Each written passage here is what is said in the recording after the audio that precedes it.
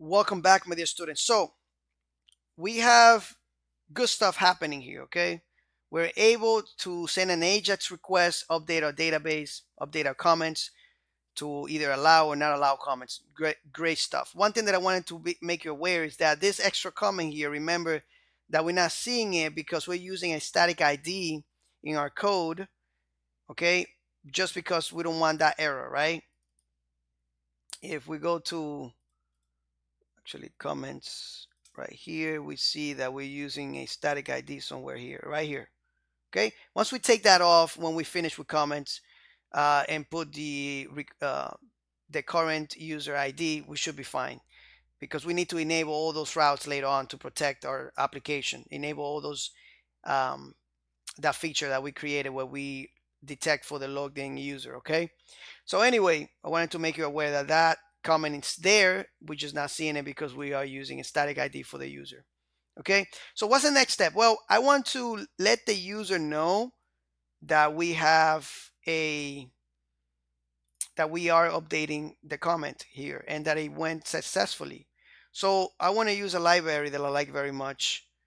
It's called ToastTR. If I can spell it right, that would be nice. ToastTR. And let's just use the CDN. And I come here to CDN.js, and we're gonna use the minified version, which is you can use the latest versions if you want. Just to be on the safe side, I'm going to use just the normal one. Actually, they're all latest versions actually, so it's all good. So I'm gonna use let's get the CSS first in the admin. I'm gonna put this right after the switch, and let's go back and get the JS. And I'm gonna put that in the footer right after the switch. Okay, and you can make your own comments here. I'm not going to do that right now. Okay, so the way you will use this is super simple. In our success right here functionality, we can use and we can say, well, once we get the data, we can say, well, we're gonna use toast tr dot success, and they have different functionalities there, different methods, so you can check their website, and we can say record updated or whatever you want.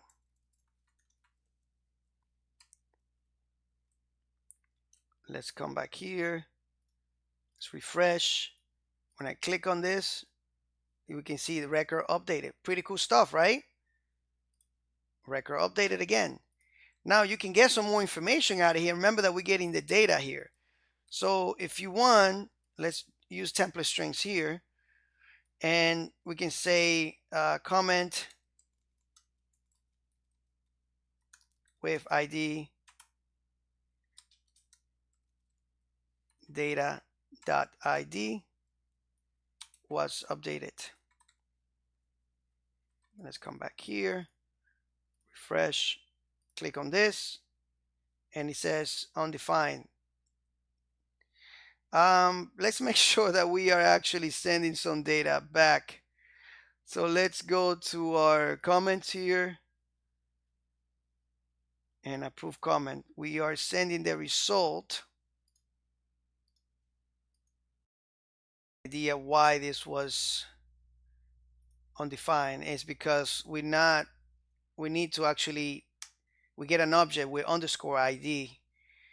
So we get an object. When we do data, we get, remember that the result that we get right here, the data, is the user, the comment itself. Okay? We just did not use a promise. If we would have used a promise, it would be more clear, or we can just say comment here. Okay? So you're gonna get that comment back. Let's refresh, and when we click here, you can see comment with ID was updated. Let's actually fix that right here. Okay, I hope you guys like this functionality very much. It's very useful. It just makes things look a lot better, and it just gives the user some type of feedback on what's going on behind the scenes, right? Pretty cool stuff. I hope you like it. Thank you so much, and I'll see you in the next lecture.